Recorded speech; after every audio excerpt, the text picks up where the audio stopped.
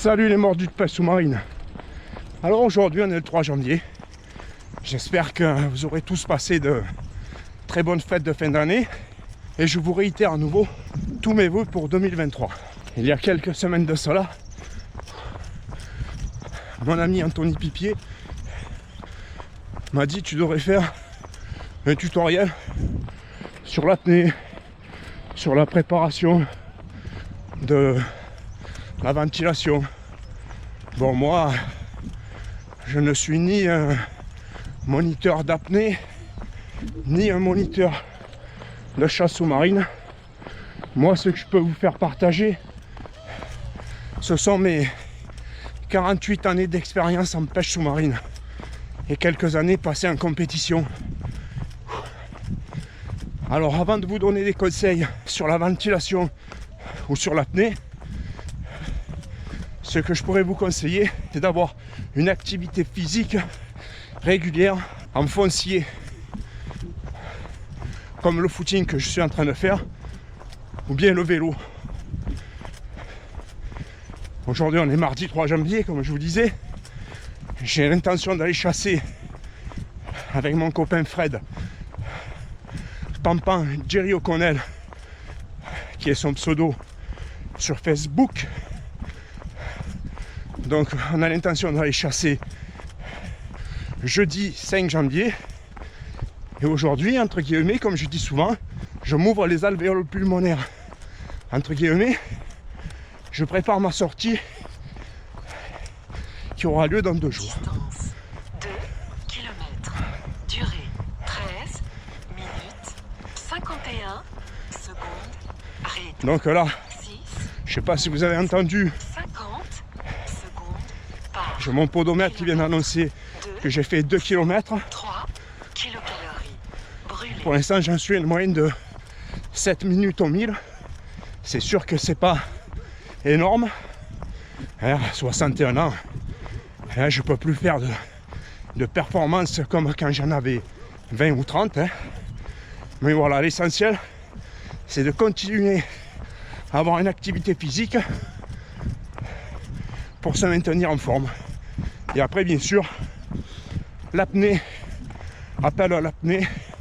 Au plus vous sortirez en mer, au meilleur vous aurez des performances d'apnée et bien sûr de technique au niveau de la chasse sous-marine. Là-haut, le sommet qu'on voit, c'est le Garlaban. Pour ceux qui connaissent, je suis en train de faire un tour d'une dizaine de kilomètres environ. Et puis pour l'instant, j'en suis seulement à mes 2 premiers kilomètres. Allez, je continue.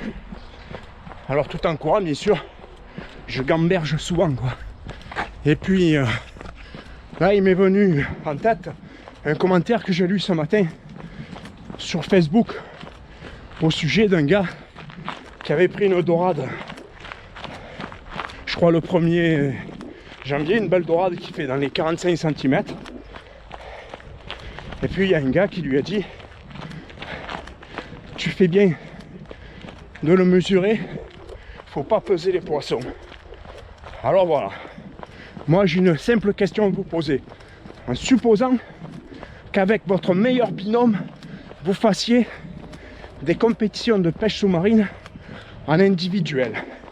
Vous avez passé les présélections, vous avez passé les compétitions en double, et vous vous retrouvez donc en individuel.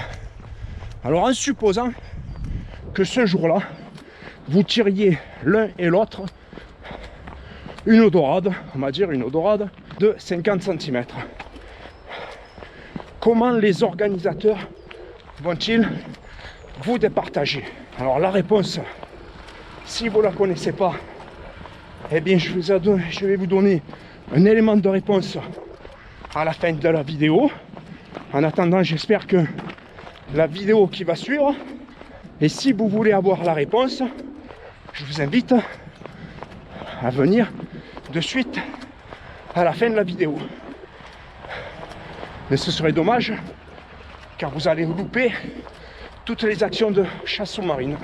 Voilà, l'entraînement foncier se termine. Mais bon, ce qui est bien, ça oxygène les poumons et ça oxygène également la tête. Ce qui m'a fait penser au fait que sur le groupe Les Mordus de Pêche Sous-Marine de Facebook, nous sommes environ 3000 membres et que suite à la tombola que l'association Les Mordus de Pêche Sous-Marine a mis en ligne, il n'y a pour l'instant que 12 participants. Ce qui me fait dire que vraiment, il y en a très peu qui sont intéressés.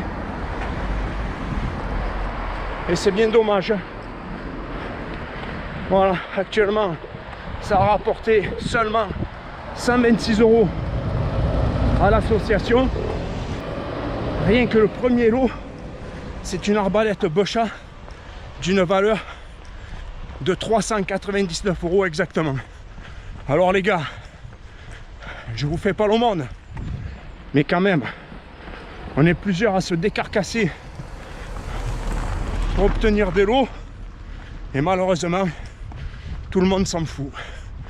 Voilà, c'était mon petit cri du cœur de la journée. Allez, ciao. Bon ben voilà, hein. Aujourd'hui c'est une sortie avec Joseph et Jeannot. On est rentré dans l'eau, il était 9h30 et on va bien voir ce qu'on peut faire. Une très belle journée en tout cas.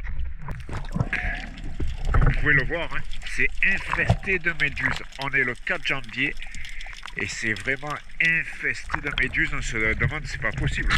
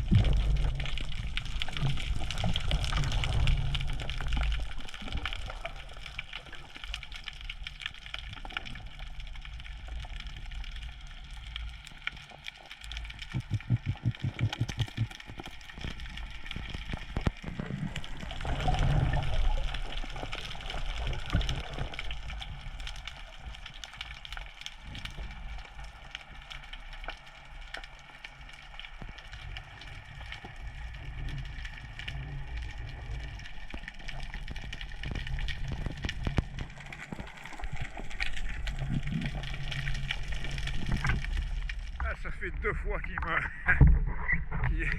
parle vulgairement, qui me baise la gueule, ce noir.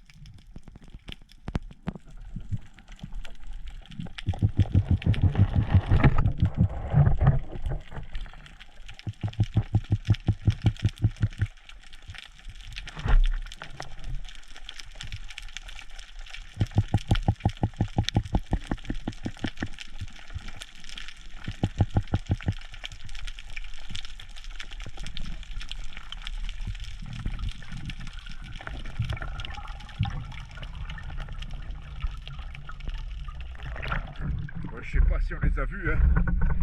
Mais les loups ils sont devant, hein. Mais bon, avec mes apnées pourris, je sais pas si ça donnerait grand chose.